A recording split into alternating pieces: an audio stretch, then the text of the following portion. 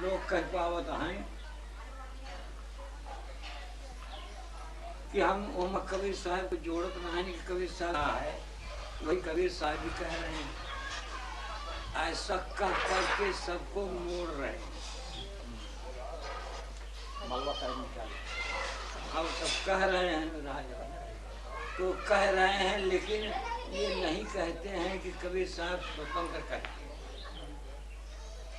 उसी में जोड़ रहे हैं, लेकिन जिसमें किसी को दोहराना न पड़े। ते साहब के लागव साथा, अद्भुत दुख मेट के हो सनाथा, मच्छ कच्छ हो नहीं जल डोरा, द्वारावती शरीर नहीं छाड़ा, और ले जगन्नाथ पिंड नहीं गारा। कहाँ कबीर पुकार के वही पंथे मत भूल, अजय लाखे अनुमान के सो फूल नहीं अस्थूल। इस सब अस्थूल की बात है, शिक्षण की बात। जग में जो आया तो राम नाम आ गया, राम नाम आ गया। बीजक लिखने का भेद जो उन्होंने नहीं बताया राम विलास में, इस वास्ते नहीं बताया कि वो समझ गए ये बात कैसे पूछी जा रही।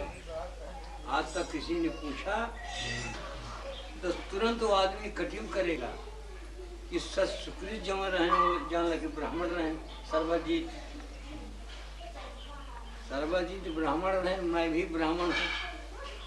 ये तुरंत तीर मारने के लिए हमसे पूछ, कहने का मतलब उस समय आज से 600 वर्ष पहले संस्कृत विद्या ब्राह्मणों की थी, बाण विद्या क्षत्रियों की थी, वैसायिक विद्या मुड़ुआ रही, कायथों की भाषा जमा रही वो 34 थी, और हर देश में वही भाषा चलती कबीर की।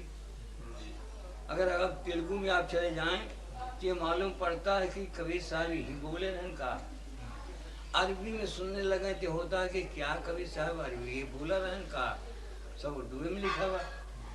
अंग्रेजी में अंग्रेज लोग गावे लगे तो कबीर साहब की वाणी को मालूम होगा कि सब अंग्रेजी में लिखा रहा का। पंजाबी भाषा में गावे लगे तो वही कबीर साहब पंजाबी में बोले रहे। यानी सब भाषाओं को एक में साठ कर दिया है कि ताकि ये पढ़े हुए वो समझे, ये ना पढ़े हुए वो भी समझे। हर आदमी कबीर साहब की वाणी को समझ सकता है। तो वही भाषा हमारे देश में पढ़ाई जाने लगी, तब वो भाषा धीरे धीरे पनपत पनप गई।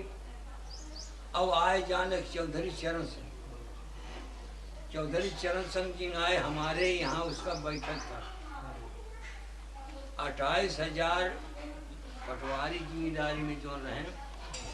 अरे कहें भैया ये कौन जानवर है, कहें तो चरण सिंहा है, कहें क्या खाता है, कहें कि ये पटवारी खाता है। अरे कहें भैया हागा तो काम, कहें लेखपाल। यानी 28,000 बंदे को जो दसवीं के पढ़े रहे, सब जनता, हर जनता में पढ़े लिखे रहे, सबको लेखपाल बना दिया। अब 28,000 बस्ता है। तो भाई विद्या उन्होंने बनाया चालू धीरे धीरे, अब वो राजनीति में आ गया।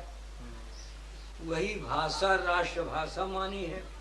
अब कबीर की भाषा पर रिसर्च हो रहा है कि जब पढ़ा लिखा आदमी नहीं था तो ऐसी भाषा बोल दिया है कि जो पढ़े लिखे नहीं जानते हैं।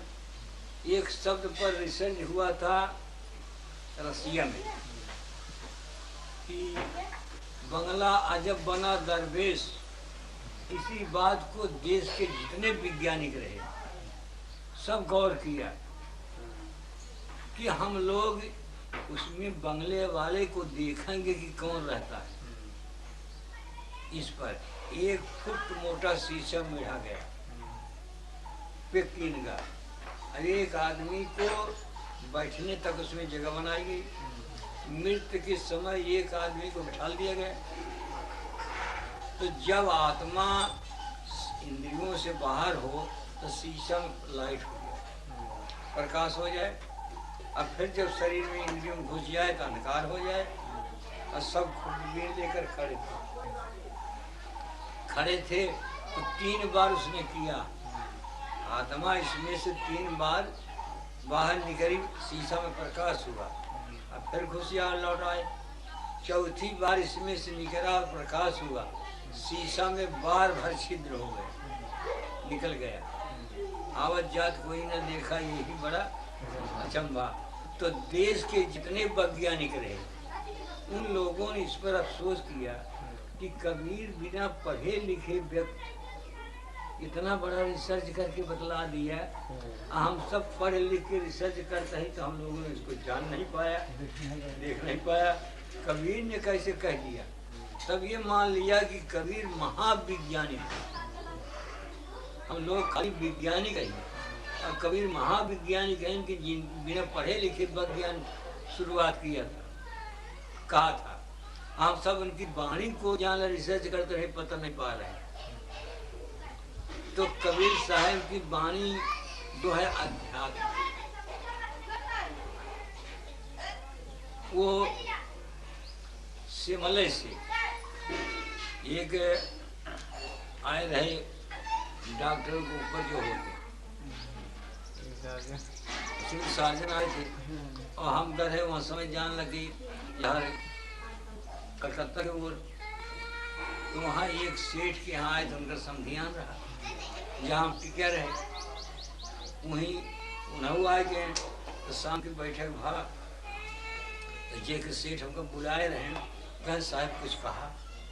हम कहे भाई अब का कही, तो सेठ ही नहीं है।